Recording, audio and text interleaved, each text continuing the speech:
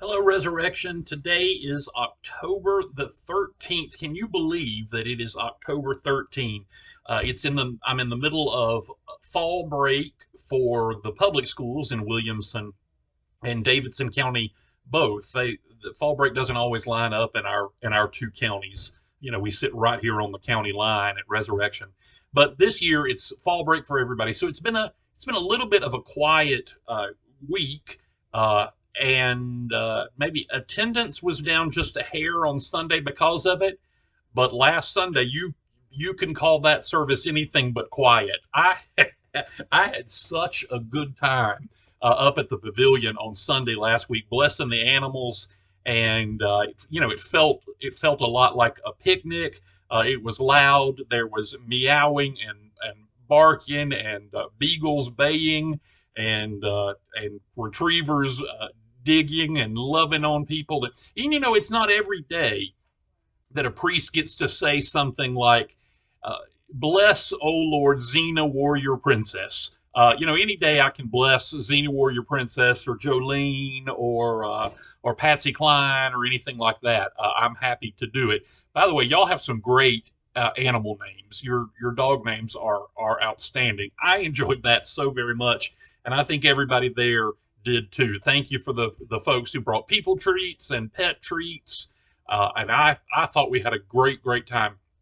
It's not easy to pull off music up at the pavilion for Hildegard, but nothing, I say it all the time that Hildegard is a great sport. Nothing really slows her down. She's game for everything. So she loads up her keyboard and her speaker and she plugs up and we have music, and I think she pulled it off very well.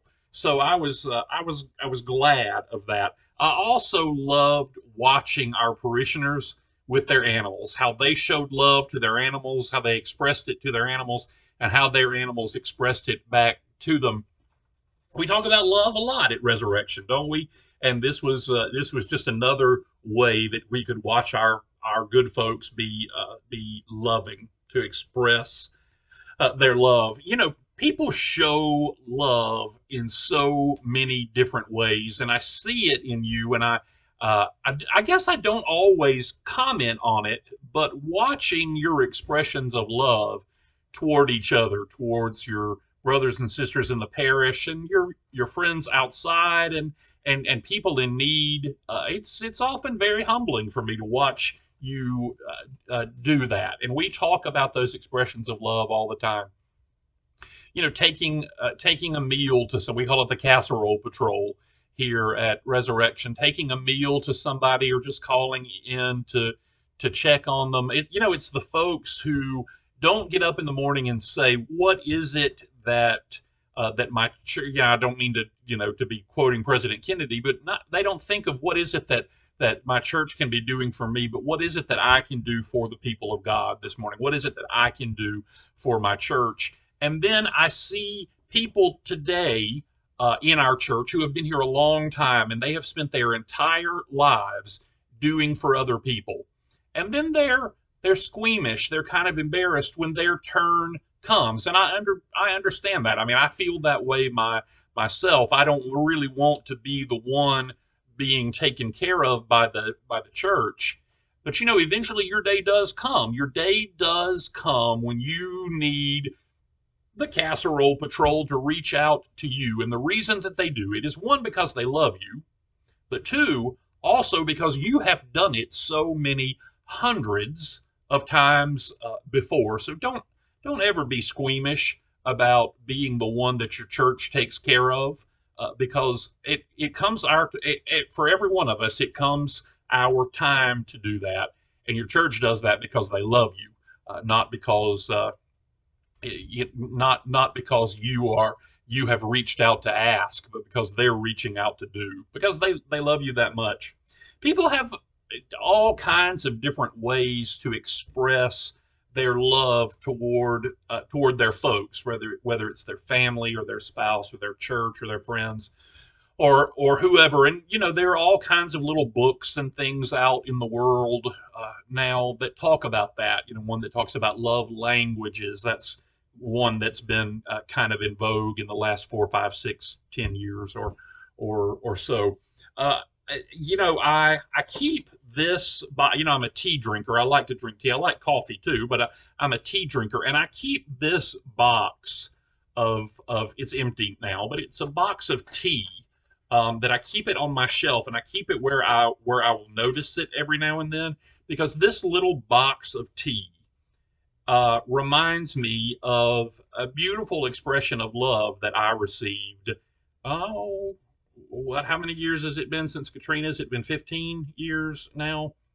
But this little box of tea reminds me of that so much. If you open up the flap in this little empty box of tea now, it says, I hope you can see it, a gift from the Right Reverend Duleep D. Chikera, Bishop of Columba, Sri Lanka.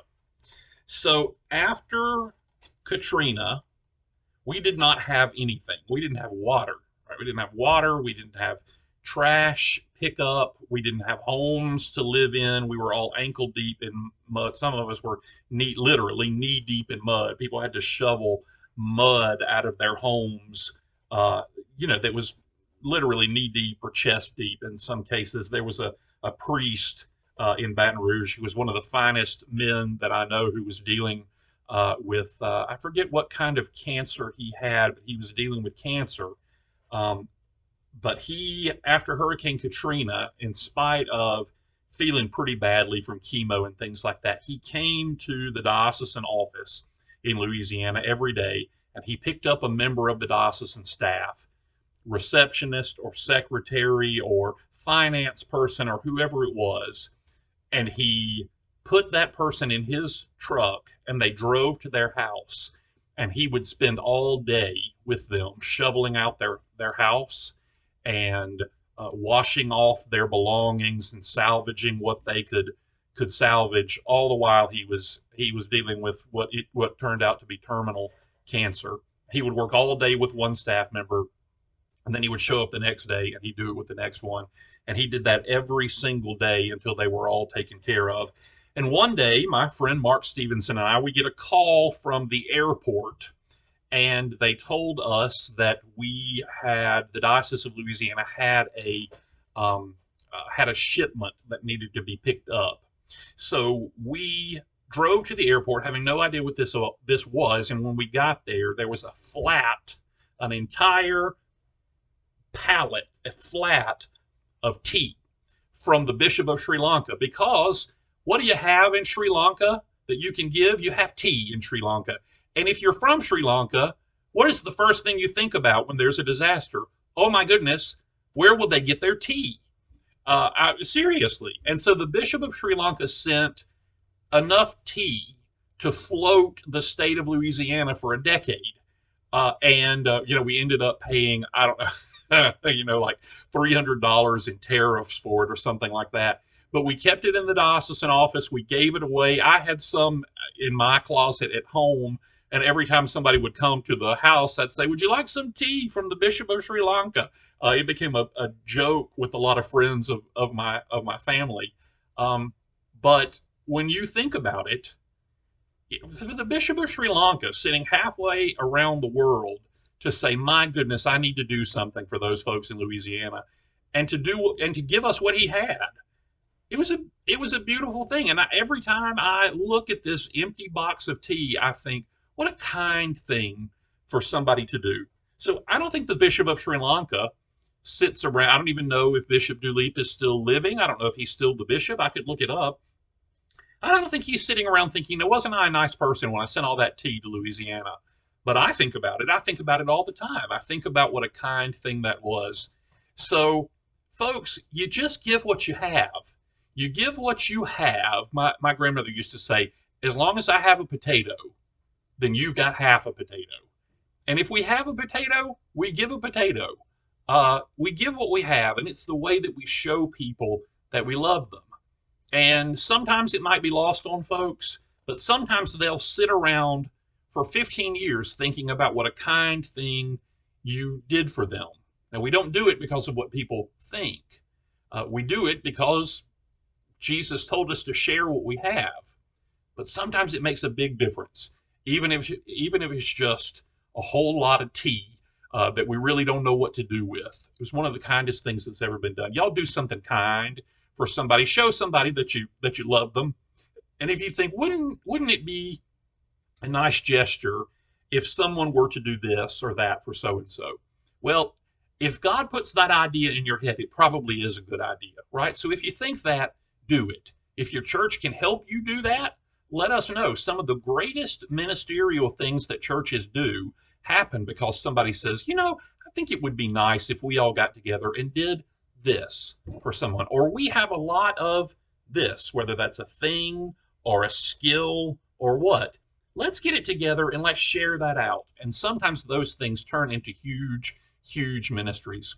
I love you. I am so grateful for all the ways that you show love. I now remember that this Sunday is the blessing.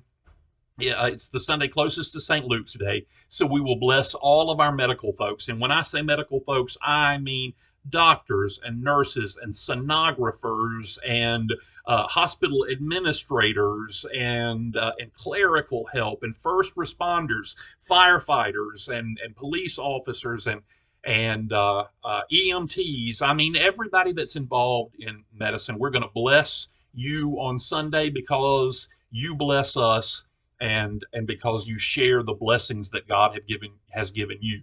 It's just one more way that you show love to the world around you and to us, and we're grateful for you. Like I said, I love you. I will see you I will see you soon, and remember to bring your medical folks with you on Sunday so that we can bless them too. See you then.